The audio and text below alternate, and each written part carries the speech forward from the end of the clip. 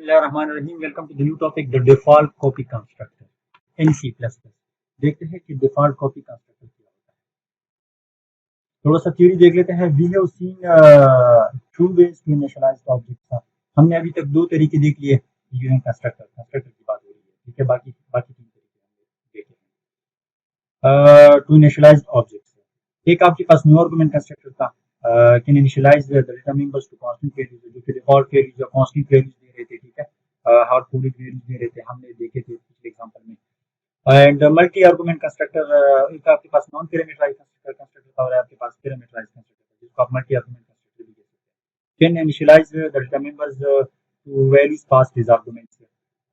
मुख्तलिफ वैल्यूज आप जो भी आप उसको पास कर लेते हैं, तो उनको उनको यूज करके डेटा मेंबर्स को इनिशियलाइज कर देते हैं या ऑब्जेक्ट को इनिशियलाइज। तो let's mention another way to initialize an object. You can initialize it with another object of the same class.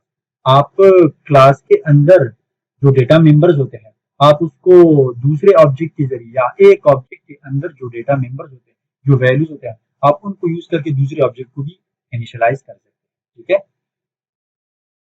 यहाँ पे कह रहा है कि let's mention another way to initialize an object. You can initialize it with another object of the same type. ठीक है, type उसका same होना चाहिए। अगर एक ऑब्जेक्ट है वो स्टूडेंट क्लास का है, उसका टाइप स्टूडेंट है, तो दूसरे का भी स्टूडेंट होना चाहिए। अगर एक है आपके पास जिसका टाइप एम्प्लॉय है, दूसरे का भी आपके पास टाइप एम्प्लॉय होना चाहिए। Surprisingly you do not need to create a special constructor for this. कहते हैं कि आपको इसके लिए स्पेशल कंस्ट्रक्टर बनाने की जरूरत नहीं है। One is already built into all the classes. आपके पास एक कंस्ट्रक्टर है जो कि बिल्ट इन अवेलेबल है, जितनी भी क्लासेस आप बनाते हैं उसके अंदर बिल्ट इन अवेलेबल होता है। It is called the default copy constructor, और इस कंस्ट्रक्टर का नाम है default copy constructor. It's one of the argument constructor. इसके अंदर क्या है, एक आर्गुमेंट कंस्ट्रक्टर है, एक आर्गुमेंट इसके अंदर मस्ट होना चाहिए। बिल्ट इन है लेकिन इसके अंदर एक आर्गुमेंट मस्ट होना चाहिए। whose argument is an object of the same class is the constructor. तो उस आर्गुमेंट किस टाइप का होगा? देखो, नॉर्मली तो हम इंटीजर टाइप का ले लेते हैं, फ्लोट टाइप का ले लेते हैं, जिस तरह हमने अभी तक पढ़े या हमने अभी तक जो काम किया है। फंक्शन के अंदर हम इंटीजर टाइप के आर्गुमेंट होते हैं, फ्लोट टाइप के होते हैं, स्ट्रिंग टाइप के होते हैं। लेकिन यहाँ पे क्या होगा, यहाँ पे ऑब्जेक्ट जो टाइप जो वेरिएबल होगा वो ऑब्जेक्ट होगा, और उसका जो टाइप होगा वो आपके पास क्लास होगा। सेम क्लास होगा, जिस क्लास के अंदर आप काम कर रहे हैं उस क्लास का नाम होगा, और ऑब्जेक्ट का नाम आप जो भी रखना चाहते हैं वो आपके ऊपर डिपेंडेंट है, जो कि वेरिएबल का नाम होगा, जिस तरह आप नॉर्मल वेरिएबल का नाम ले रहे हैं, ठीक है। लेकिन अपने रूल्स का, नेमिंग कन्वेंशन का आपने ख्याल रखना होगा, ठीक है। जब आप क्लास का ऑब्जेक्ट बनाते हैं और ऑब्जेक्ट के नेमिंग कन्वेंशन जो है उनका ख्याल आपने रखना होता है। तो आगे जाते हैं कि आगे क्या है।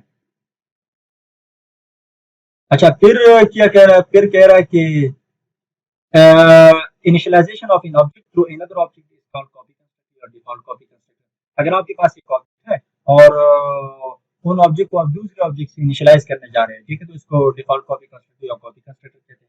In other words, कॉपिंग all the values of one object into another object is called copy constructor. कह रहा है कि अगर आपके पास ऑब्जेक्ट के अंदर कुछ वैल्यूज है और उन वैल्यूज को यूज करके आप एक और ऑब्जेक्ट की वैल्यूज को इनिशियलाइज करने जा रहे हैं, तो इसको कहते हैं कॉपी कंस्ट्रक्टर और डिफॉल्ट कॉपी कंस्ट्रक्टर। तो देखते हैं कि एग्जांपल की तरफ जाते हैं, प्रैक्टिकल डेमोन्स्ट्रेशन की तरफ जाते हैं, ठीक है। ये आप देख लीजिए, ये कोड है और इस कोड को हम अभी रन करने जा रहे हैं और एक्सप्लेन करने की कोशिश करते हैं। सबसे पहले तो मैं यहाँ पे इस तरह करता हूँ कि जो कंस्ट्रक्टर है, यहाँ पे जो बात हुई थी, अगर आप लोगों को याद है, यहाँ पे जो बात हुई थी कि आपके पास कंस्ट्रक्टर क्रिएट करने की जरूरत नहीं है। आपके पास कंस्ट्रक्टर क्रिएट करने की जरूरत नहीं है, और आपके पास one is already built in all the classes, ठीक है। और इसको कहते हैं डिफॉल्ट कंस्ट्रक्टर, और इसके अंदर आपके पास एक आर्गुमेंट होता है, और आर्गुमेंट जो है उसका टाइप आपके पास सेम क्लास का नाम होना चाहिए या सेम क्लास होना चाहिए। सबसे पहले मैं ये जो यहाँ से लेकर यहाँ तक जो स्टेटमेंट है, इसको आप लोगों को प्रैक्टिकली शो कर देता हूँ कि किस तरह होता है। देखो, कहते हैं कि ये कंस्ट्रक्टर ऑलरेडी आपके पास मौजूद होता है। ऑल क्लासेस के अंदर ये कंस्ट्रक्टर आपके पास ऑलरेडी मौजूद होता है, लेकिन ये कंस्ट्रक्टर एक्सप्लिसिटली आप शो नहीं करते। अगर आप शो करना चाहते, yes you can show you can show, लेकिन शो करने की जरूरत नहीं है, ये एक्सप्लिसिटली मौजूद होता है, बिल्ट इन मौजूद होता है क्लासेस के अंदर। तो उस कंस्ट्रक्टर का आपके पास नाम तो वैसे क्लास का नाम होना चाहिए। फिर ये कहते हैं कि क्लास का नाम और उस कंस्ट्रक्टर का नाम आपके पास सेम होना चाहिए, ये भी ठीक है। और ये आपके पास एक वेरिएबल है, लेकिन अगर आप इस वेरिएबल को देखें, इसके साथ आपके साथ यूज हुआ है एड्रेस ऑपरेटर यूज हुआ है, पर्सन साइन यूज किया है, क्योंकि मेरे ख्याल में यहाँ पे कुछ एड्रेस टाइप का डेटा रिटर्न होगा, मुझे कंफर्म नहीं है, लेकिन इस तरह हो सकता है।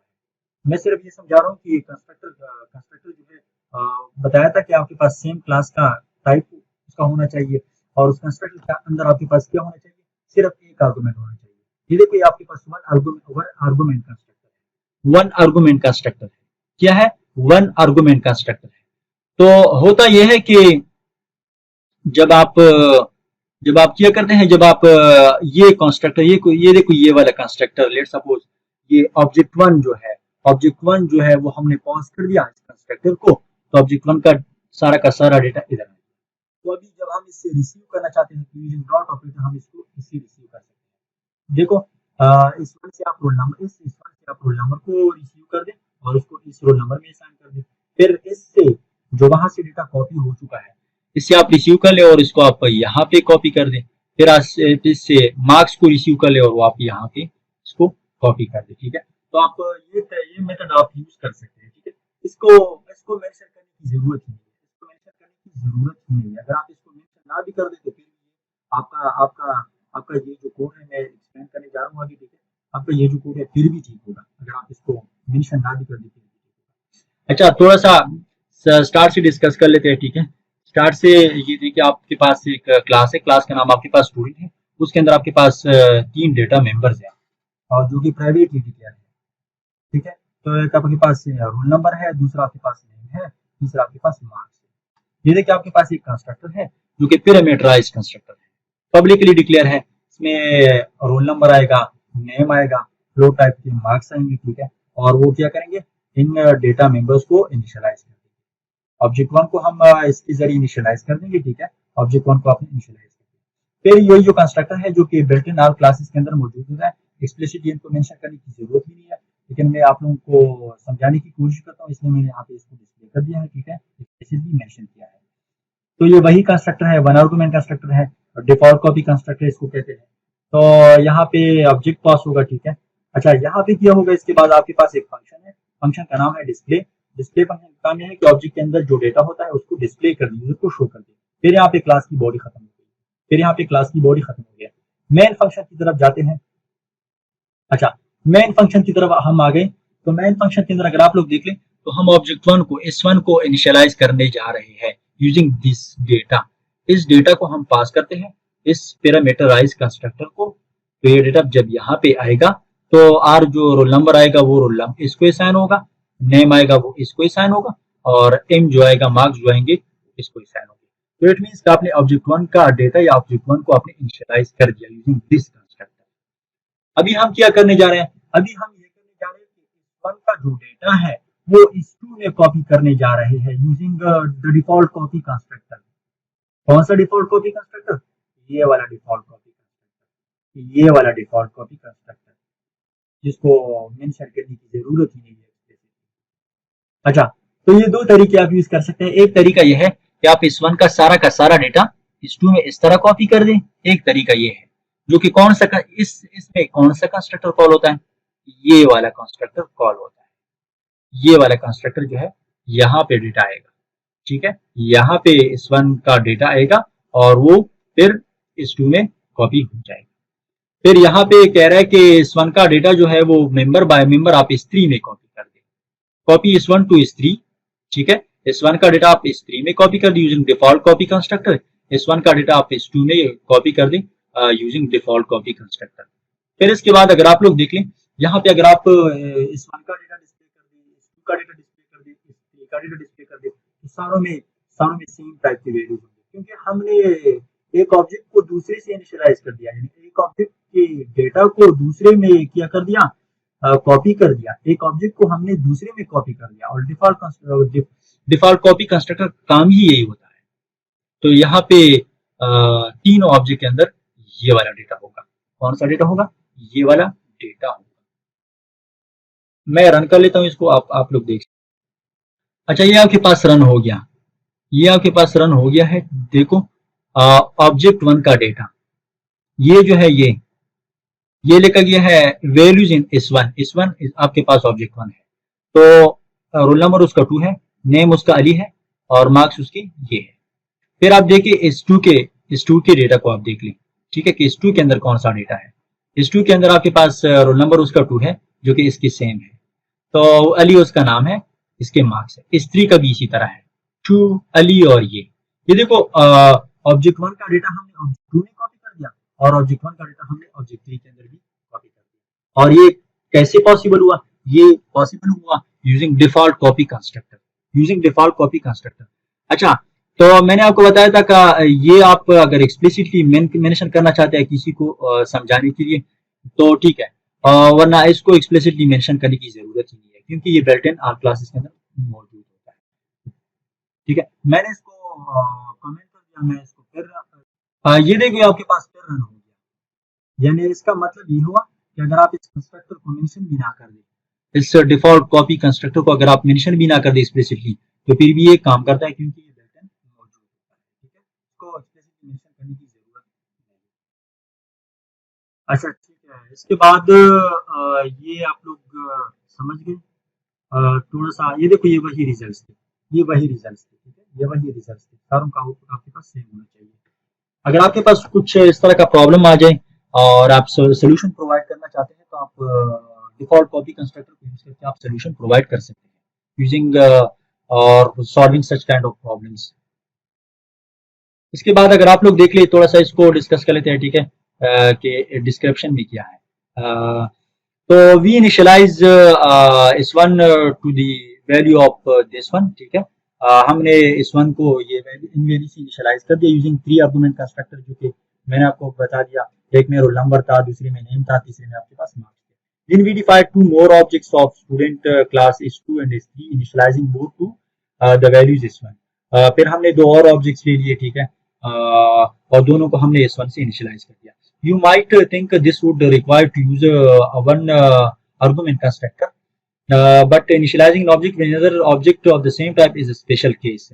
देखो, आप कहते हैं कि आप सोचेंगे कि हमने एक वन आर्गुमेंट कंस्ट्रक्टर डिफाइन करना होगा, जो कि मैंने आपको बताया कि एक्सप्लिसिटली मेंशन करने की जरूरत नहीं है, लेकिन मैंने एक्सप्लिसिटली मेंशन किया था ताकि आप लोग इसका स्ट्रक्चर देख लें कि स्ट्रक्चर इसका क्या है, ठीक है, या कैसे होता है।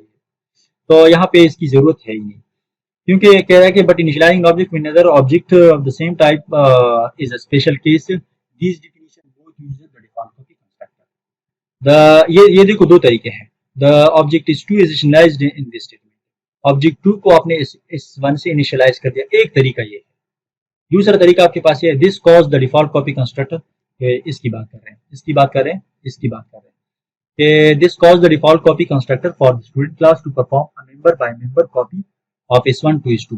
देखो, मेंबर बाय मेंबर कॉपी का मतलब यह है कि 2 को 2 जो है 2 वो रोल नंबर में कॉपी किया जाएगा, मेंबर बाय मेंबर, इसका रोल नंबर उसके रोल नंबर में, S1 का रोल नंबर S2 के रोल नंबर में कॉपी हो जाएगा, ऑब्जेक्ट 1 का रोल नंबर ऑब्जेक्ट 2 के रोल नंबर में कॉपी किया जाएगा, ऑब्जेक्ट 2 का जो नेम है वो ऑब्जेक्ट 1 के नेम में कॉपी किया जाएगा, ऑब्जेक्ट 1 का जो ऑब्जेक्ट 1 की जो मार्क्स है वो ऑब्जेक्ट 2 के मार्क्स पे कॉपी हो जाएंगी, यानी मेंबर बाय मेंबर कॉपी हो जाएगा। यहाँ पे ये बात हुई है। Surprisingly, a different format has exactly the same effect, causing S1 to be copied member by member into S3। और ये दोनों फॉर्मेट सेम है।